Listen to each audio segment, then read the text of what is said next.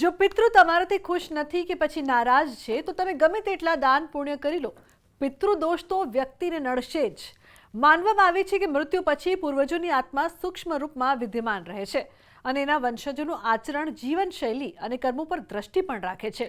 જ્યારે આત્માઓને તર્પણ, શ્રાદ્ધ તેમજ સ્મરણના માધ્યમથી ઉચિત સંતુષ્ટિ મળતી નથી તો કેટલીક અપેક્ષાઓ અધૂરી રહી જાય છે.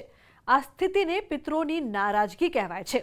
આનો પ્રભાવ વ્યક્તિ અને પરિવાર બંને પર તમે જોઈ શકશો. પણ હવે સવાલ એ છે કે તમને ખબર કઈ રીતે પડશે કે પિતૃ દોષ છે કે નહીં? તો ચાલો આજે જાણીએ પિતૃઓની નારાજગીના કેટલાક સંકેતો વિશે. શાસ્ત્રો અનુસાર પિતૃ જ્યારે નારાજ થાય ત્યારે કેટલાક સંકેતો મળે છે. આ સંકેતો તમે જાણી લો છો તો સમય પહેલા તમને અનેક બાબતોમાંથી રાહત મળી શકે છે. હિન્દુ ધર્મમાં પિતૃઓના સ્થાનને અત્યંત મહત્વપૂર્ણ માનવામાં આવે છે.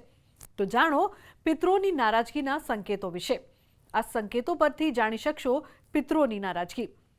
પૂર્વજોની નારાજગીનો એક મુખ્ય સંકેત વંશનું સ્થિર થવું છે.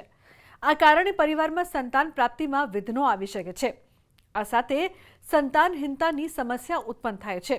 આગળની પેઢીનો ક્રમ ધીમો પડી શકે છે. આ પિતૃદોષનો પ્રત્યક્ષ સંકેત માનવામાં આવે છે. ધાર્મિક માન્યતાઓ અનુસાર ઘરના આંગણામાં, દિવાલ તેમજ કોઈ ખૂણામાં પીપળનો છોડ ઉગી જાય તો આ પિતૃઓના અસંતોષનું પ્રતીક પણ માનવામાં આવે છે. માનવામાં આવે છે કે આ સંકેત એ કહે છે કે પૂર્વજો સંતુષ્ટ નથી અને તર્પણ તેમજ શ્રાદ્ધની આવશ્યકતા છે. જ્યારે ઘરમાં સામાન્ય વાતને લઈને વિવાદ વધવા લાગે, પરિવારના સભ્યોમાં તાલમેલ ઓછો થવા લાગે તેમજ ઘરનું વાતાવરણ હંમેશા તણાવપૂર્ણ રહે તો આ પિતૃઓની નારાજગીનો સંકેત માનવામાં આવે છે. શાંતિનો અભાવ સામાન્ય રીતે આધ્યાત્મિક અસંતુલનનું પ્રતીક હોય છે. ઘરના કોઈને કોઈ સભ્યને વારંવાર દુર્ઘટના, ઈજા તેમજ બીમારીનો સામનો કરવો પડી શકે તો તમારે એલર્ટ થવાની જરૂર છે.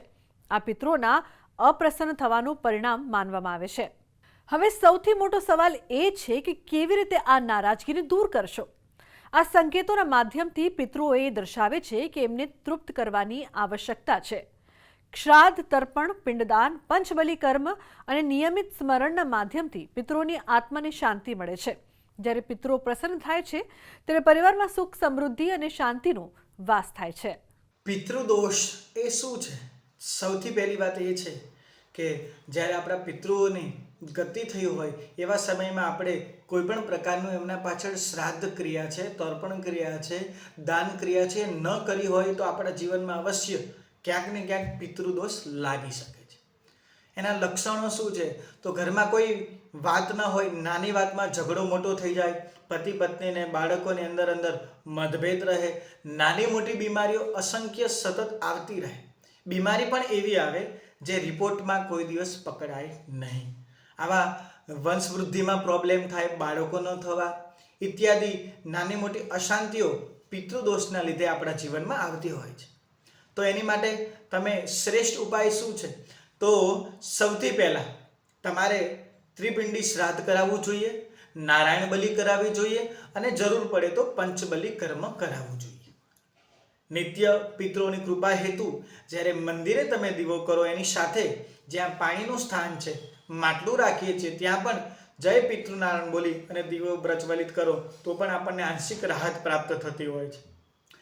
પિતૃઓની કૃપા હેતુ તમે જ્યારે શ્રાદ્ધ મહિનો આવે, ભાદરવો માસ છે, એવા સમયમાં બ્રાહ્મણોને બોલાવી ભોજન કરવામાં આવે તો પણ પિતૃદોષમાંથી આપણને મુક્તિ મળે છે અને જેના કામ અટક્યા હોય એ તરત જ શીઘ્રતાથી સંતતિ, સંપત્તિ અને સન્મતિ આ ત્રણેય કૃપા માત્ર ને માત્ર પિતૃઓથી પ્રાપ્ત થાય છે.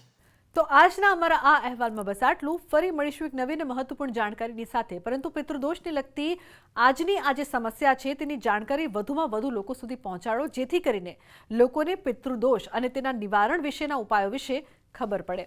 મળીએ જલ્દી એક નવા વિષયની સાથે. નમસ્કાર.